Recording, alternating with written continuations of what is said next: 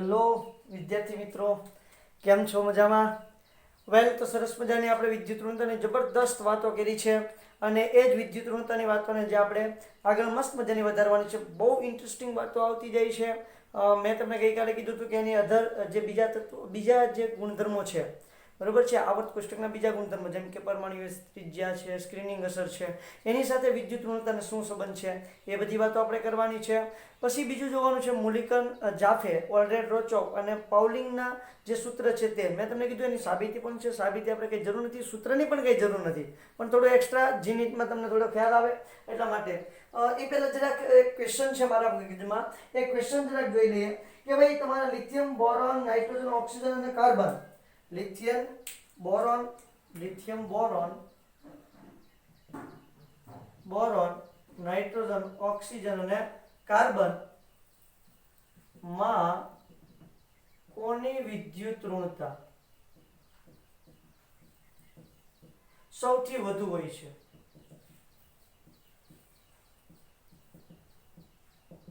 કોની વિદ્યુત ઋણતા સૌથી વધુ હોય છે? આવો સરસ મજાનો ક્વેશ્ચન તમને પૂછેલો છે, બરાબર? તો હવે જો એક વસ્તુ તમે જોશો એટલે ખ્યાલ આવશે. આ બધા એક જ આવર્તના તત્વો છે. લિથિયમ, બોરોન, પછી બેરિલિયમ, પછી બોરોન, પછી નાઇટ્રોજન, કાર્બન, નાઇટ્રોજન, ઓક્સિજન અને ફ્લોરિન. આ રીતે છે. તો અમારા કોણ કોણ તત્વો તમને અત્યારે હાલમાં કોણ કોણ આપેલા છે? તો કે લિથિયમ આપેલું છે, બોરોન આપેલું છે, કાર્બન આપેલું છે, નાઇટ્રોજન અને ઓક્સિજન. તો આવર્તમાં ડાબી બાજુથી જમણી બાજુ તરફ જતા ત્રિજ્યામાં ઘટાડો થાય તો વિદ્યુત ઋણતામાં વધારો થાય. તો કોની વિદ્યુત ઋણતા સૌથી વધારે હશે? ઓક્સિજનની વિદ્યુત ઋણતા કેવી હશે? સૌથી વધારે હશે.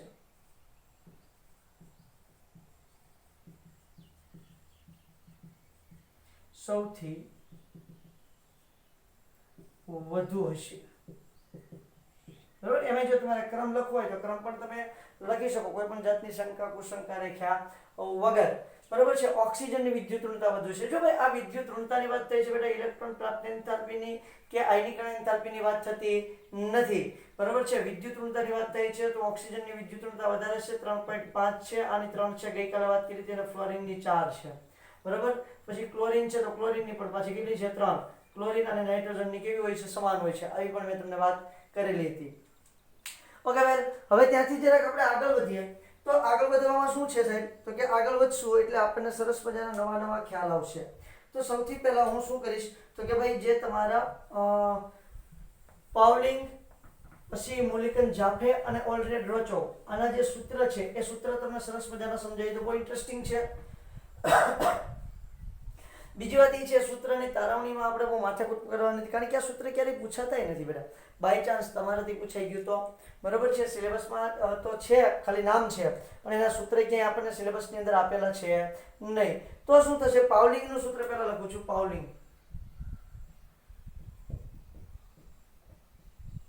પાઉલિંગ માપક્રમ, બરાબર છે. અમેરિકન વૈજ્ઞાનિક છે અને પાઉલિંગ નામનો વૈજ્ઞાનિક છે, એણે માપક્રમ આપ્યો હતો અને આ માપક્રમ સૌથી શ્રેષ્ઠ છે. એણે બે તત્વોની વિદ્યુત ઋણતાના તફાવતને અનુલક્ષીને માપક્રમ આપેલો છે. એટલે જો એનું સૂત્ર આવું થશે: eta A minus eta B, અને ઈટા બોલાય, બરાબર છે, is equal to electron volt raise to 1/2. એટલે કે ઇલેક્ટ્રોન વોલ્ટ રેઝ ટુ શું લેવાનું છે? 1/2 લેવાનું છે. પછી અહીંયા તમે સૂત્રમાં આગળ વધશો એટલે ગુણ્યા, એટલે અંડરરૂટ છે. આ રીતે અંડરરૂટ લેવાનું છે. એટલે ઈટા ઇલેક્ટ્રોન વોલ્ટ એ પણ 1/2 છે, તો એ પણ શું થઈ ગયું? અંડરરૂટ જ થઈ ગયું, બરાબર છે. એટલે આ બધી કિંમત આપણે અંડરરૂટમાં લઈએ છીએ. તો અહીંયા આવશે ઈ એ માઇનસ બી, બરાબર છે. ઈ એ માઇનસ બી. આ ઈ એ માઇનસ બી એટલે શું છે એ પણ તમને કહું છું. એ માઇનસ બી એટલે એ બી છે. આ એક સંયોજન છે, માઇનસ તો નહીં કહીએ આપણે એને, એ બી કહીશું, સંયોજનનું નામ છે, બરાબર. એ બી નામનું જે સંયોજન છે એની વચ્ચેનો બંધ છે, એના વિશેની વાત છે. -1/2 કૌંસમાં થશે ઈ એ, કૌંસમાં શું થશે? ઈ એ પ્લસ ઈ બી. આમાં બધું જ કહી દઉં છું. આ ઈટા એ એટલે શું છે? ઈટા એ બરાબર એ પરમાણુની વિદ્યુત ઋણતા, ઈટા બી બરાબર શું છે? બી પરમાણુની વિદ્યુત ઋણતા બહુ જ ઇમ્પોર્ટન્ટ ટોપિક, આજનો લેક્ચર છે ખૂબ જ ઇમ્પોર્ટન્ટ છે બેટા, બરાબર છે. આ લગભગ તમને ક્યાંય જોવા મળશે નહીં. પછી જો ઇલેક્ટ્રોન વોલ્ટ, ઈવી એટલે શું થઈ ગયું, ઇલેક્ટ્રોન વોલ્ટ છે. અને ઇલેક્ટ્રોન વોલ્ટની આપણે વાત કરીએ તો શું થશે, તો કે ભાઈ જે ઇલેક્ટ્રોન વોલ્ટ છે એ એક સરસ મજાનો આપણા માપન માટેનો એકમ છે ઉર્જાનો, બરાબર છે. તો એનો મતલબ એમ થાય કે આ બધાની કિંમત શેમાં આપેલી છે, ઇલેક્ટ્રોન વોલ્ટની અંદર આપેલી છે. બધાની કિંમત શેમાં આપેલી છે બેટા, ઇલેક્ટ્રોન વોલ્ટમાં આપેલી છે. એટલા માટે ઇલેક્ટ્રોન ઈવી એટલે ઇલેક્ટ્રોન વોલ્ટ છે. આ ઈ એ બી એટલે શું છે, તો એ અને બી વચ્ચે, ઈ એ બી એટલે શું છે, તો કે એ અને બી જે તમારા પરમાણુ છે એ પરમાણુની બંધન ઊર્જાનો તફાવત છે. એ અને બી વચ્ચે બંધન ઊર્જાનો તફાવત શેમાં, ઇલેક્ટ્રોન વોલ્ટમાં. ઈ એ શું છે, તો એ પરમાણુ છે વચ્ચે બંધ ઊર્જા, અથવા તો એ પરમાણુની બંધ ઊર્જા, એમ લખી નાખો, એ પરમાણુની બંધ ઊર્જા. ઈ એ એટલે શું છે, એ પરમાણુની બંધ ઊર્જા છે. અથવા તો એ2 અણુની બંધ ઊર્જા લખો તો પણ કોઈ વાંધો નથી, બરાબર છે. પરમાણુની બંધ ઊર્જા એ પરમાણુની બંધ ઊર્જા અથવા તો એ2 અણુ,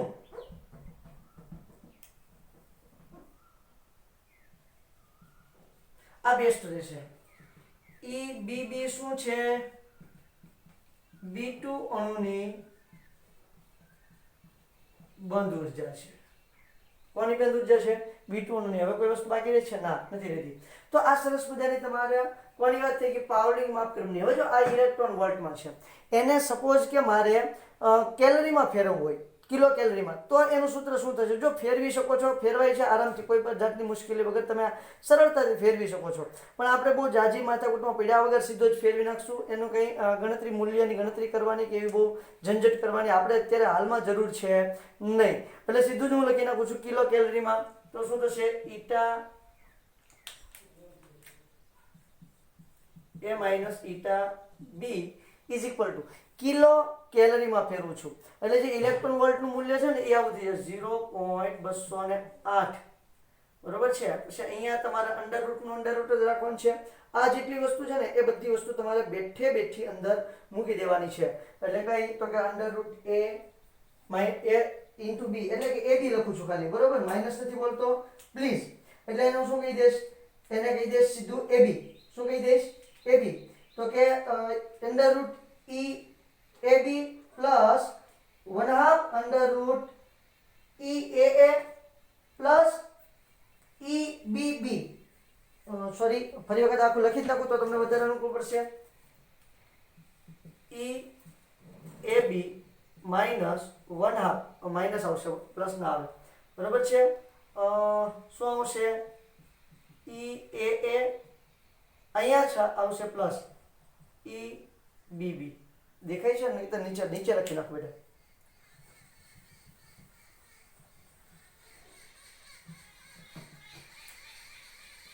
બરાબર, આખું બધે જ લખવાનું છે 0.208.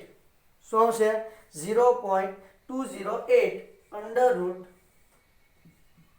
ઈ એ બી માઇનસ 1/2, બરાબર છે, ઈ એ પ્લસ ઈ બી બી. આ એનું કોની માટે, જો આનું એકમ શું આવશે, કિલો કેલરી પ્રતિ મોલ. આ જો પ્રતિ એટમ છે એટલું ધ્યાન રાખજો. આ શું છે, ઇલેક્ટ્રોન વોલ્ટ પ્રતિ એટમ છે, એક પરમાણુ દીઠ એટલું છે. એને કિલો કેલરી ફેરવો ને એટલે એનું મૂલ્ય આતી જશે. તમે ફેરવશો એટલે તમને ખ્યાલ આવશે. 1 ઇલેક્ટ્રોન વોલ્ટ બરાબર શું થાય, 1.6 × 10⁻⁹, બરાબર છે. તો એક મોલ, કારણ કે એક એટમ હતું, હવે એક મોલ લઈ લીધું એટલે 6.022 × 10⁻23 ઇલેક્ટ્રોન વોલ્ટ બરાબર કેટલા જૂલ થશે. તો તમે જૂલમાં ફેરવશો તો એ જૂલને પછી તમારે શું કરવાનું છે, વર્ગમૂળમાં લઈ લેવાનું છે, અથવા તો 1/2 લઈ લેશું તો પણ મને કોઈ પ્રશ્ન નથી. એટલે તમને જવાબ મળશે 0.208. આ કિલો કેલરીમાં થઈ ગયું છે. હવે જો હજી આની અંદર ફેરફાર કરીએ છીએ, આ જે એટલું સૂત્ર છે એટલો ભાગ એના બરાબર ધારી લઈએ છીએ ડેલ્ટા એ બી. એટલે કિંમત શું થઈ જાય, ઈટા એ ઈટા બી. આ બે વચ્ચેનો તફાવત છે, આ તો માઇનસ જ છે, બરાબર. એટલે અહીંયા સૂત્ર તમારું શું આવશે 0.208 અંડર રૂટ ડેલ્ટા એ બી, આને શું કહીશું ડેલ્ટા એ બી. આ આટલા બરાબર શું ધારી લીધું છે મેં એ બી, જ્યાં delta A B is equal to under રૂટમાં જે છે ને ઈ એ બી માઇનસ 1/2 ઈ એ પ્લસ ઈ બી બી, આના બરાબર આધાર લીધું છે આપણે, બરાબર. હવે જો આને કિલો જૂલમાં ફેરવો તો eta A minus eta B is equal to 0. આ 0.208 છે અને કિલો જૂલમાં ફેરવો છો એટલે 0.107 થઈ જશે, બરાબર છે. અને આ તો મૂલ્ય એમનું જ રહેશે. આ શું થઈ ગયું ડેલ્ટા એ બી, આ શું શેમાં આવી ગયો કિલો જૂલ પર મોલ. આ કિલો કેલરીમાં હતું અને આ થઈ ગયું કિલો જૂલ પર મોલ. આ પાઉલિંગ માપક્રમ છે. કયો માપક્રમ છે બેટા? પાઉલિંગ માપક્રમ છે. જોઈ લો જરા, મસ્ત મજાનો સ્ક્રીનશોટ લઈ લો એટલે આપણે આગળ વધીએ. મુલિકન જાફે. કોણ? આપણો પહેલો મુલિકન જાફે.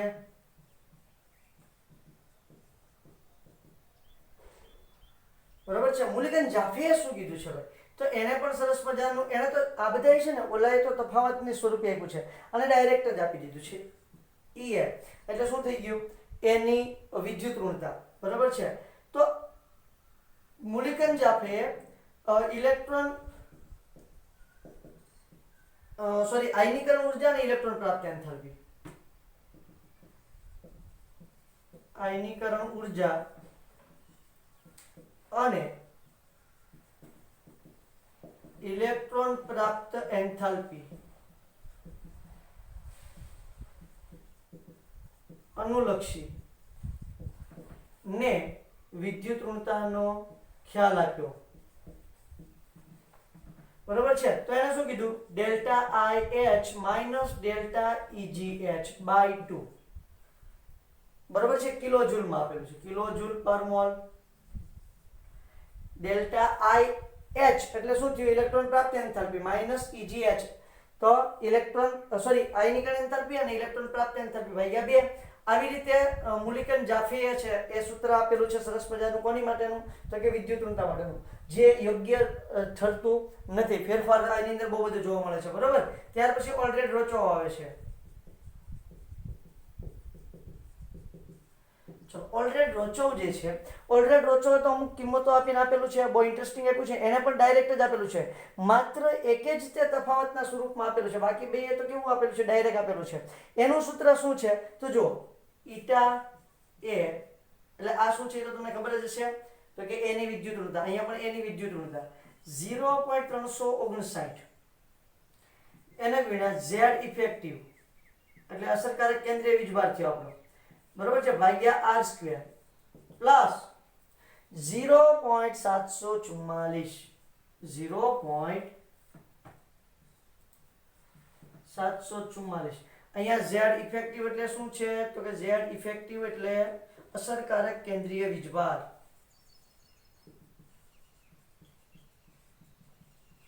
અસરકારક કેન્દ્રીય વીજભાર.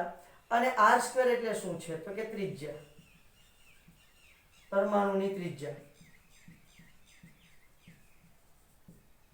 શું છે? પરમાણુની ત્રિજ્યા છે. અને x a તો ઈટા a તો તમને ખબર જ છે, ઈટા a એટલે શું છે?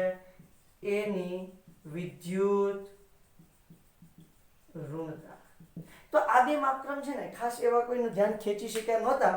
જ્યારે તમારો પાઉલિંગ માપક્રમ છે ધ્યાન ખેંચી શક્યો તો જો આ એના સૂત્ર છે કે જેના દ્વારા એ શું કરતા હતા? તો કે વિદ્યુત ઋણતાનું માપન કરતા હતા, બરાબર. અત્યારે હવે આપણે અહીંથી આગળ વધીએ એટલે તમને ખ્યાલ આવશે કે વિદ્યુત ઋણતા છે જે આપણે ઓલરેડી સંબંધ જોયા જ છે. આયનીકરણ એન્થાલ્પીમાં જોયા છે, ઇલેક્ટ્રોન પ્રાપ્ત એન્થાલ્પીમાં સંબંધ જોયા છે, પરમાણુ ત્રિજ્યામાં સંબંધ જોયા છે, બરાબર. ઝેડ ઇફેક્ટિવ સાથે શું સંબંધ ધરાવે છે, આવી બધી સરસ મજાની ઓલરેડી આપણે વાતો કરી જ છે. તો અહીંયા પણ આ વાતોનો દોર આગળ વધારવાનો છે. તો કે ભાઈ પહેલા લઈએ વિદ્યુત ઋણતા અને પરમાણુ કદ એની વચ્ચેનો શું સંબંધ છે? બધા યાદ રાખવાના છે સંબંધ બેટા. વિદ્યુત ઋણતા proportional to 1 upon પરમાણ્વીય કદ. કેમ છે? તો સિમ્પલ છે ભાઈ. જો ને તમે આપણે ડાબેથી જમણે જાઓ આવર્તમાં તો શું થાય છે?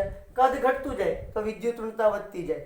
એટલે કદ વધે તો વિદ્યુત ઋણતા ઘટે. ઉપરથી નીચે જુઓ તો કદ વધે છે તો વિદ્યુત ઋણતામાં શું થાય? ઘટાડો થાય છે. બહુ સીધી વાત છે. એટલે એ તો સિમ્પલ છે. પણ આ સૂત્ર હું એટલા માટે તમને યાદ રખાવું છું કે બાય ચાન્સ કોઈ ક્વેશ્ચન તમને પૂછી નાખે તો તમને ખબર હોવી જોઈએ. ત્યાર પછી આપણે જરાક જોઈએ છીએ અસરકારક કેન્દ્રીય વીજભાર સાથેની વાત. બીજું, વિદ્યુત ઋણતા proportional to અસરકારક કેન્દ્રીય વીજભાર. જેમ અસરકારક કેન્દ્રીય વીજભાર વધતો જાય એ પણ જૂનું જે આપણું થિંકિંગ છે એ પ્રમાણે ચાલશે. ડાબેથી જમણી તરફ જાઓ એટલે શું થશે? અસરકારક કેન્દ્રીય વીજભાર વધતો જાય. અહીંયા lithium, beryllium, boron, carbon, nitrogen, oxygen અને ફ્લોરિન. ડાબેથી જમણી તરફ જાઓ એમ અસરકારક કેન્દ્રીય વીજભાર વધતો જાય એમ વિદ્યુત ઋણતા વધે. એટલે એકબીજાના કેવા પ્રમાણમાં કહેવાય? સમપ્રમાણમાં તમને જોવા મળે છે. બરોબર? ત્યાંથી આગળ જઈએ તો હવે જો અમુક આપણે આની પછીના ચેપ્ટરની અંદર ભણવાના છે. બસ આ ચેપ્ટર હવે 1-2 દિવસનું મહેમાન છે. તો આની પછીના ચેપ્ટરની અંદર જે આપણે ભણવાના છીએ તો ત્યાં સરસ મજાના આપણે સંકરણ ભણશું. શું ભણીશું? સંકરણ. તો જ્યારે સંકરણની વાત આવે તો સંકરણમાં જેમ S ગુણ વધે, શું વધે ભૈયા? જેમ S ગુણ વધે તેમ વિદ્યુત ઋણતા વધે. સમજો કે SP સંકરણ છે તો આમાં S અને P બે છે. ટોટલ 100% હોય તો S નો ભાગ કેટલો થાય? 50%. જેમ જેમ જેમ S ગુણ વધતો જાય એમ શું થતું જાય? તો કે ભાઈ તમારી વિદ્યુત ઋણતા વધતી જાય. પછી જો SP2 છે તો ટોટલ 100% હોય તો S કેટલું હોય? 33%. 33.3% રાખીએ આપણે. બરોબર? SP3 છે બેટા. તો SP3 માં S ગુણ કેટલો હશે? 25%. S નો ભાગ 25% હશે. 75% કોણ હશે? P. અહીંયા પણ 66.6% કોણ હશે? P. અહીંયા 50% કોણ હશે? P. અને એટલા ટકા S એકલું હશે? હા કે ના? તો તમને પૂછે કે આ ત્રણેયમાં કોની અંદર વિદ્યુત ઋણતા વધારે હોય તો જોઈ લો. S નો ગુણ શેમાં વધારે છે? તો કે તમારા S ગુણ છે એ SP સંકરણમાં વધારે છે. એટલે શું થશે? તો કે ભાઈ SP સંકરણ ધરાવતું જે કોઈ સંયોજન હશે એની વિદ્યુત ઋણતા વધારે હશે. SP2 ની એના કરતા ઓછી. અને SP3 માં તો S ગુણ 25% જ છે એટલે એની વિદ્યુત ઋણતા સૌથી ઓછી જોવા મળશે. ત્યાર પછી ચોથી મેથડ. આમાં સમજણ પડે છે કે નહીં? ક્લિયર બેટા? ઓકે. ત્યાર પછી આવે છે 18મો સમૂહ. 18મા સમૂહની વિદ્યુત ઋણતા 0 હોય. કારણ શું છે? તો કે ભાઈ એ બીજાની સાથે નથી આકર્ષણ અનુભવતા નથી અપાકર્ષણ અનુભવતા. એટલે શું કીધું છે આપણે? નિષ્ક્રિય વાયુ. નિષ્ક્રિય વાયુઓમાં વિદ્યુત ઋણતા 0 હોય છે.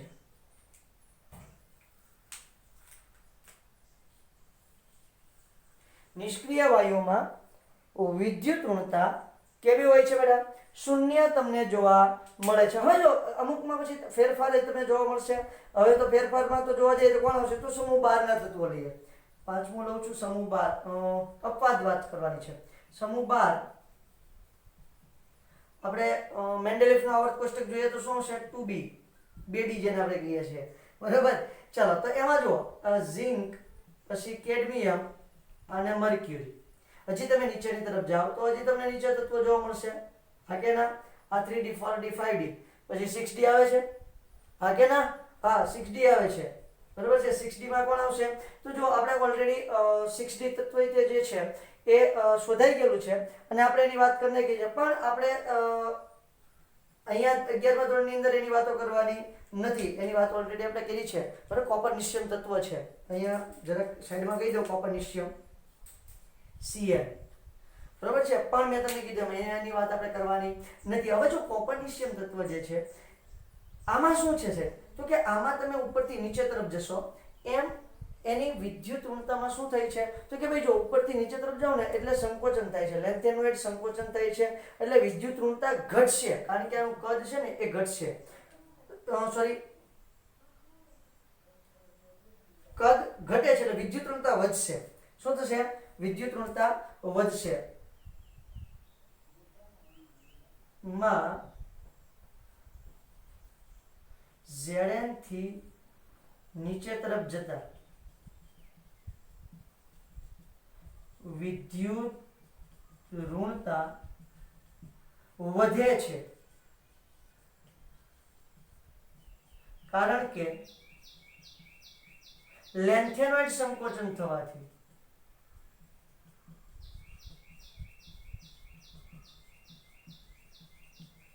કદ ઘટે છે. લેન્થેનોઇડ સંકોચન થશે એ આપણે લેન્થેનોઇડ સંકોચન એવું બધું ભણવાનું જ છે, ત્યારે આપણે એનું વિસ્તારથી વાત કરશું. ત્યારે કદ ઘટે છે, કદ ઘટવાને કારણે એની વિદ્યુત ઋણતામાં શું થાય છે બેટા? વધારો થતો તમને જોવા મળે છે. એટલી વાત ક્લિયર થાય છે? ઓકે, હવે એવું જ તમને જોવા મળશે સમૂહ 13 એટલે શું હશે? 3B માં એલ્યુમિનિયમ થી ગેલિયમ તરફ જતા વિદ્યુત ઋણતા વધે છે, કારણ શું છે? તો આમાં લેન્થેનોઇડ સંકોચન હતું, મતલબ કે F વિભાગના તત્વોનું સંકોચનની વાત હતી. જ્યારે અહીંયા કારણ શું છે? તો એ કારણ કે ડી કક્ષક ઉમેરાવાથી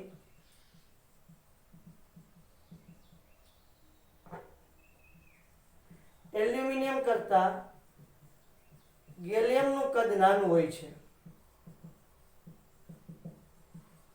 એલ્યુમિનિયમ કરતા ગેલિયમનું કદ નાનું હોય છે, તેથી વિદ્યુત ઋણતા કેવી હોય છે? વિદ્યુત ઋણતા વધે છે. સમૂહ 13 ના તત્વોની વાત કરું છું. બોરોન, એલ્યુમિનિયમ, ગેલિયમ, ઇન્ડિયમ અને થેલિયમ. બરાબર છે? અહીંયા જો ઉપરથી નીચે તરફ જઈએ તો આપણને ખબર છે શું થાય છે? તો કદ વધે એટલે વિદ્યુત ઋણતા શું થાય? ઘટે. પણ અહીંયા વિદ્યુત ઋણતા અહીંથી અહીંયા તરફ આવો ને ત્યારે તો શું થાય છે? ઘટે જ છે. પણ અહીંથી અહીંયા તરફ આવો ને ત્યારે વધે છે. બરોબર છે? કારણ એ જ છે કે ભાઈ તમારે ગેલિયમનું કદમાં શું થાય છે બેટા? ઘટાડો થાય છે. પછી પાછું અહીંયા ઘટે જ છે. ક્લિયર? ચલો વેલ, ત્યાંથી જરાક આગળ વધીએ તો ત્યાંથી આગળ વધતા આપણને હવે ખ્યાલ આવશે કે ભાઈ હવે આ બે કેવા છે? અપવાદ છે.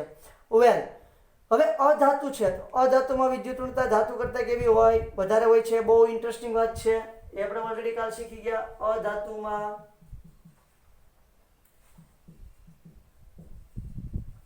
વિદ્યુત ઋણતા વધારે હોય છે.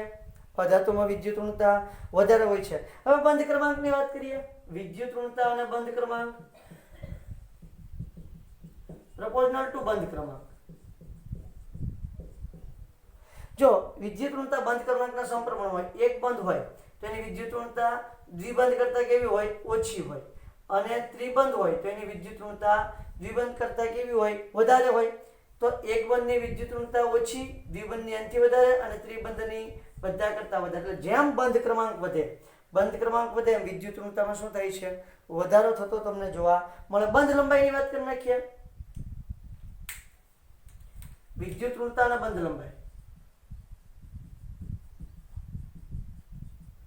1 બંધ લંબાઈ આવશે.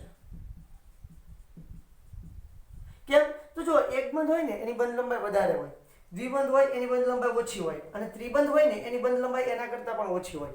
એટલે જેમ બંધ લંબાઈ વધે એમ વિદ્યુત ઋણતા, બંધ લંબાઈ વધે એમ બંધ ક્રમાંક ઘટે, બંધ લંબાઈ વધે એમ બંધ ક્રમાંક ઘટે.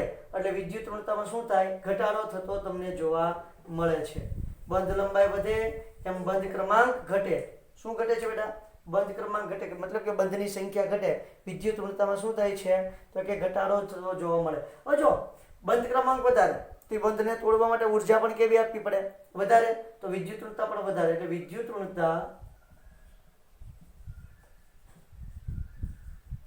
પ્રોપોર્શનલ ટુ બંધ ઉર્જા. જેમ બંધ ઉર્જા વધારે હોય, એમ વિદ્યુત ઋણતા શું હોય? વધારે તમને જોવા મળે છે. પછી હજી વિદ્યુત ઋણતાની વાત કરીએ તો વિદ્યુત ઋણતા પ્રોપોર્શનલ ટુ અણુની સ્થિરતા. જેમ અણુની સ્થિરતા વધારે એમ વિદ્યુત ઋણતા શું હોય છે? વધારે તમને જોવા મળે છે. હવે જો બીજી એક વાત છે કે અણુની સ્થિરતા આયનીય બંધ હોય ને ત્યારે વધારે હોય, સહસંયોજક બંધમાં કેવી હોય? ઓછી હોય. હવે દરેક સહસંયોજક બંધ છે ને એ આયનીય લક્ષણ ધરાવતા હોય, એવું આપણે ફઝાનના નિયમમાં શીખવાના છીએ આની પછીના ચેપ્ટરમાં. સહસંયોજક બંધની અંદર કેવી લાક્ષણિકતા, સોરી આયનીય બંધની અંદર કેવી લાક્ષણિકતા હોય, સહસંયોજક લાક્ષણિકતા હોય આયનીય બંધમાં. એવી રીતે સહસંયોજક બંધમાં આયનીય લાક્ષણિકતા હોય, સહસંયોજક બંધમાં આયનીય લાક્ષણિકતા હોય એ વાત આપણે હમણાં કરીએ છીએ. પણ આયનીય બંધમાં સહસંયોજક લાક્ષણિકતા હોય એટલે કોઈ આયનીય બંધ હોય એની અંદર સહસંયોજક ગુણધર્મ હોય જ એવું આપણને ફઝાને કીધું છે. તો જે સહસંયોજક બંધ હોય એની અંદર આયનીય લાક્ષણિકતા છે એવું આપણને કોણે કીધું છે? હેનરી અને સ્મિથે. કોણે કીધું છે? હેનરી અને સ્મિથ નામના વૈજ્ઞાનિકે. હેનરી અને સ્મિથ ના સૂત્ર પરથી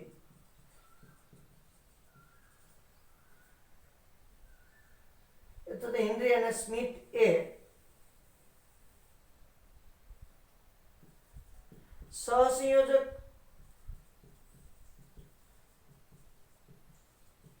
બંધમાં આયનીય લાક્ષણિકતાનું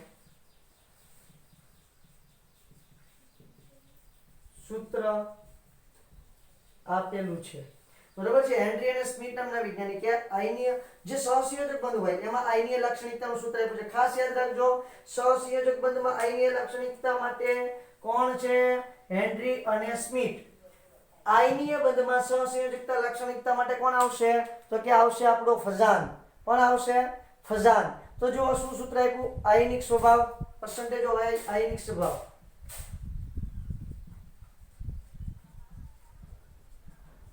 is equal to 16. હું નીચે લખું છું, બરાબર? 16 અહીંયા શું આવશે? XA XB, પછી આવશે પ્લસ 3.5, ફરી વખત XA XB નો વર્ગ. આ હેનરી અને સ્મિથ નું સૂત્ર છે આયનિક સ્વભાવ માટેનું. બરોબર છે? કોનું સૂત્ર છે? હેનરી અને સ્મિથ નું સૂત્ર છે આયનિક સ્વભાવ માટેનું. તો જરાક ત્યાંથી આગળ વધું છું. જેમ આયનિક સ્વભાવ વધારે, જેમ આયનિક સ્વભાવ કેવો હોય વધારે, એમ વિદ્યુત ઋણતા વધારે. જો સહસંયોજક બંધ હોય તો સંપૂર્ણ સહસંયોજક બંધ હોય તો ધારો કે અધાતુઓ વચ્ચે સંપૂર્ણ સહસંયોજક બંધ બને. કોના વચ્ચે? અધાતુઓ વચ્ચે સંપૂર્ણ સહસંયોજક બંધ બનશે. ક્લોરીન ક્લોરીન લઈ લઈએ. એ લખું છું સંપૂર્ણ સહસંયોજક બંધમાં વિદ્યુત ઋણતાનો તફાવત બરાબર 0. હવે ક્લોરીન લ્યો, ક્લોરીન લ્યો, આની વચ્ચે સંપૂર્ણ સહસંયોજક બંધ બને છે. ક્લિયર? હવે જો અહીંયા આ ક્લોરીન છે એની વિદ્યુત ઋણતા 3 છે અને આ ક્લોરીનની વિદ્યુત ઋણતા 3 છે, તો બંનેનો તફાવત શું થઈ જાય? 0. સિમ્પલ. બરાબર છે? પછી જુઓ, જો થોડોક આંશિક સહસંયોજક બંધ હોય, કહેવાય આંશિક અથવા તો ધ્રુવીય સહસંયોજક બંધ તેને કહેવાય. ધ્રુવીય સહસંયોજક બંધમાં વિદ્યુત ઋણતાનો તફાવત ખૂબ ઓછો હોય છે.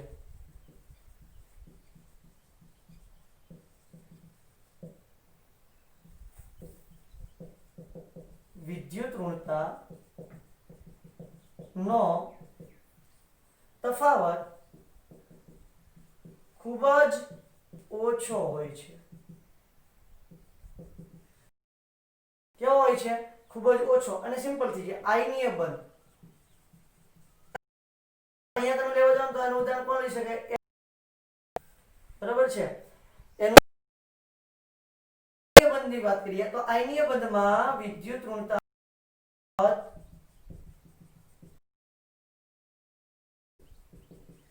ખૂબ જ હોય છે, ખૂબ જ વધારે હોય છે. આ છે હોવાનો જ ને, કારણ કે આયનીય બંધ ધાતુ અને અધાતુ વચ્ચે બને. હવે તમે વિચારી લો, Na અને Cl વચ્ચે આયનીય બંધ બને છે, તો આની વિદ્યુત ઋણતા અને આની વિદ્યુત ઋણતા, આની વિદ્યુત ઋણતા કેટલી છે? 3 છે. અને આની વિદ્યુત ઋણતા તમે જોશો તો કેટલી છે? 0.9 છે. તો જોઈ લો વિદ્યુત ઋણતાનો તફાવત કેવો છે? ખૂબ મોટો છે. તો આયનીય બંધમાં વધારે હોય, જે તમારો સહસંયોજક બંધ છે એની અંદર 0 હોય, અને ધ્રુવીય બંધ છે એની અંદર તમને વિદ્યુત ઋણતાનો થોડો થોડો તફાવત જોવા મળે છે. ક્લિયર થાય છે? તો આ સરસ મજાની વાત થઈ છે તમારી શેની? તો કે ભાઈ તમારે બધા જ વિદ્યુત ઋણતાની ગુણધર્મોની વાત થઈ છે. ક્લિયર? હવે આની સાથે બીજું તમારા આવર્ત કોષ્ટકની પણ વાત કરવાની છે આપણે. આવર્ત કોષ્ટકની અંદર બધા જ ગુણધર્મો દર્શાવવાના છે. પણ આજે આપણે એટલે રાખીએ. આ છેલ્લો લેક્ચર હાવ જ્યારે બનાવશું ત્યારે એની અંદર હું તમને બધા જ ગુણધર્મોની ચર્ચા કરી દઈશ. કોનું કદ સૌથી વધારે આખા આવર્ત કોષ્ટકમાં, આખા આવર્ત કોષ્ટકમાં કોનું કદ સૌથી ઓછું, કોની વિદ્યુત ઋણતા સૌથી વધારે, કયા આવર્તની અંદર વધારે તત્વો છે, કયા સમૂહની અંદર વધારે તત્વો છે, આવી બહુ બધી ઇન્ફોર્મેશન હું તમને લાસ્ટ લેક્ચરની અંદર આપીશ. ક્લિયર? આજે આપણે એટલે સુધી રાખીએ. Thank you.